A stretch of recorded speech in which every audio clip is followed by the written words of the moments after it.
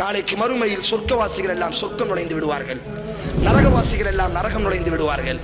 அந்த சொர்க்கம் நுழைந்தவன் அவனினுடைய நண்பனை தேட ஆரம்பிப்பான். ஒவ்வொரு அறைகளாக பயணம் செய்வான்.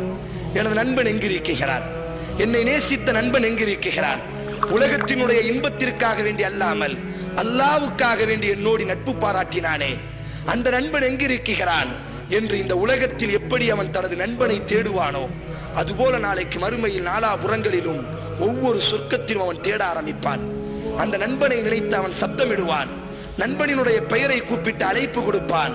இப்பொழுது அல்லாஹ்விடத்தில் அவன் பேசுவான், யா அல்லாஹ், சதீக், எனக்கு ஒரு நண்பன் இருந்தான், அவனோடித்தான் எனது காலங்கள் பயணமானது. யா அல்லாஹ், எனது இன்பங்களில் எந்த இன்பத்தை விட்டும் அவன் பிரிந்ததில்லையா அல்லாஹ், எனது துன்பங்களில் எந்த துன்பத்தை விட்டும் அவன் விலகியதில்லையா அல்லாஹ். ஆனால் இந்த உயர்ந்த சொர்க்கத்தினுடைய இன்பம் எனக்கு நிரப்பமாக இருந்தாலும் எனது நண்பன் இல்லாமல் இந்த இன்பம் முழுமையடையவில்லையா அல்லாஹ், எனது நண்பன் எங்கிருக்கிறான்?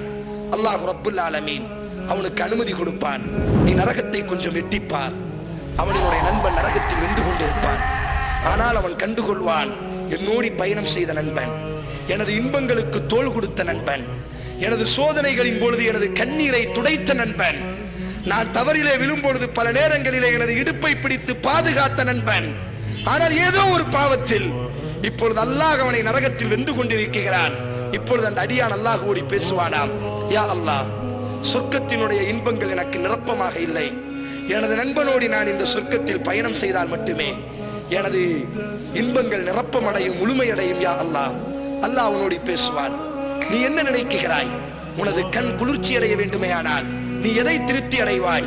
யா அல்லாஹ், எனது நண்பன் நரகத்தில் வெந்து கொண்டிருக்கிறான், உலகத்தில் நாங்கள் இருவரும் நண்பர்களாக கை கோர்த்து நடந்ததை போன்று இந்த சொர்க்கத்திலும் எனக்கு அவன் தேவை யா அல்லாஹ் என்று இந்த அடியான் முறையிடும் பொழுது அல்லாஹ் ரப்புல் ஆலமீன் இந்த நண்பனினுடைய கோரிக்கைக்காக வேண்டி இவனை நரகத்திலிருந்து வெளியாக்குவான்.